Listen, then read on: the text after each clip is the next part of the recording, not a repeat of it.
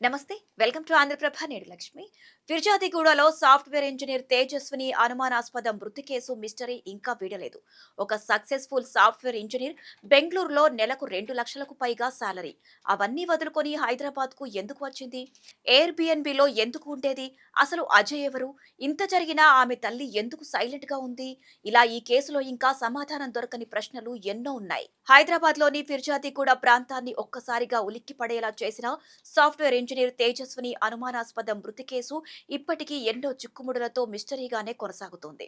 NIT Warangal వంటి ప్రతిష్టాత్మక విద్యా సంస్థల్లో చదువుకుని బెంగళూరులోని ఒక ప్రముఖ కంపెనీలో నెలకు ఏకంగా 2 లక్షల రూపాయల వరకు పైగా జీతం సంపాదిస్తున్న ఒక సక్సెస్ఫుల్ అమ్మాయి జీవితం ఇలా అర్థాంతరంగా విషాదకరంగా ముగిసిపోవడం అందరినీ దిగ్భ్రాంతికి గురిచేస్తోంది. ఎంతో భవిష్యత్తు, మంచి ఉద్యోగం, సమాజంలో మంచి గుర్తింపు ఉన్న తేజస్విని అకస్మాత్తుగా తన ఉద్యోగాన్ని, బెంగళూరులోని జీవితాన్ని వదిలేసి ఎవరికీ చెప్పకుండా హైదరాబాద్కు ఎందుకు వచ్చింది? అసలు ఆమె మనసులో ఏం నడిచింది? అనే ప్రశ్నలు ఇప్పుడు అందరినీ వేధిస్తున్నాయి. తేజస్విని హైదరాబాద్ వచ్చిన తరువాత సాధారణ హోటల్స్ లేదా హాస్టల్లో ఉండకుండా మేడిపల్లి పోలీస్ స్టేషన్ పరిధిలోని ఒక ఎయిర్బిఎన్బి హోమ్ స్టేను ఎంచుకోవడం వెనుక పెద్ద రహస్యమేదో దాగి ఉందనే అనుమానాలు వ్యక్తమవుతున్నాయి. రోజుకు 3,000 కంటే ఎక్కువ అద్దె చెల్లిస్తూ ఎవరి కంటికి కనిపించకుండా అక్కడ ఎందుకు ఉంది? ఆమె ఎవరికైనా భయపడి అక్కడ దాక్కుందా? లేక ఎవరితోనైనా రహస్యంగా కలవడానికి ఆ ప్రదేశాన్ని వేదికగా ఎంచుకుందా?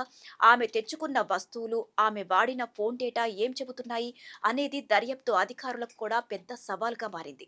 ఈ క్రమంలోనే ఆమెకు ఆర్థిక, వ్యక్తిగత లేదా మానసిక ఒత్తిళ్లు ఉన్నాయా అనే కోణంలో పోలీసులు విచారణ జరుపుతున్నారు.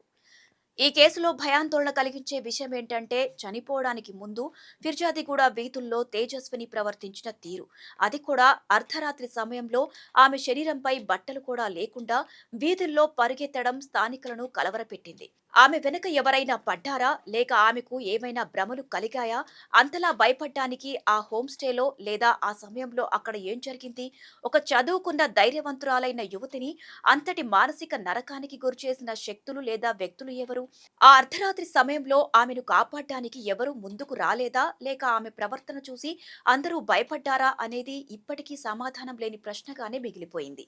ఒకవేళ తేజస్విని కేవలం మానసిక ఒత్తిడి లేదా భయాందోళనతోనే పరిగెత్తి ఉంటే నేరుగా ఆలయానికే ఎందుకు వెళ్ళిందనేది ఇప్పుడు ప్రధాన ప్రశ్నగా మారింది. గుడి వద్దకు చేరుకున్న ఆమె తన షూను బయటే వదిలేసి లోపలికి వెళ్లి గేట్లు వేసుకొని కూర్చున్నట్లు తెలుస్తోంది. ఆ తరువాత అక్కడున్న అమ్మవారి విగ్రహాన్ని, చీరను తీసుకొని బయటకు వచ్చి మళ్లీ పరుగుతీసింది. చివరకు సమీపంలోని చెరువులో శవమై తేలడం కలిచివేస్తోంది. ఆమె మృతదేహం లభించిన ప్రాంతంలోనే అమ్మవారి చీర కనిపించినప్పటికీ ఆ విగ్రహం ఏమైందనేది మాత్రం ఇప్పటికీ దొరకని మిస్టరీగానే మిగిలిపోయింది. అదే సమయంలో టెంపుల్ దగ్గరలోని ఓ సీసీటీవీ ఫుటేజ్ మరో విషయాన్ని బయటపెట్టింది.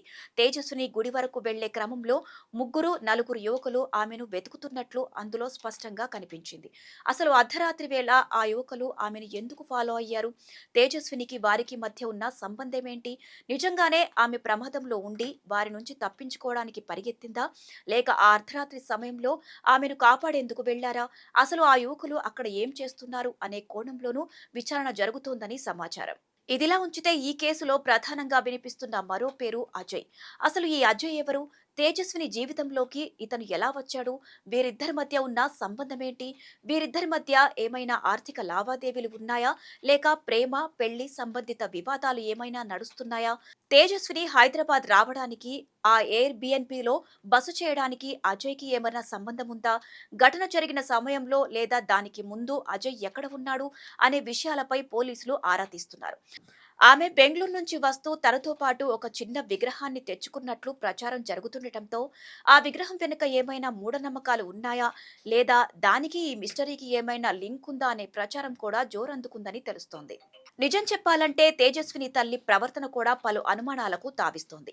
అంత పెద్ద చదువు చదివి అంత గొప్ప ఉద్యోగం చేస్తున్న కూతురు అనుమానాస్పద స్థితిలో మరణిస్తే ఏ తల్లి అయినా న్యాయం కోసం రోడ్డెక్కుతుంది.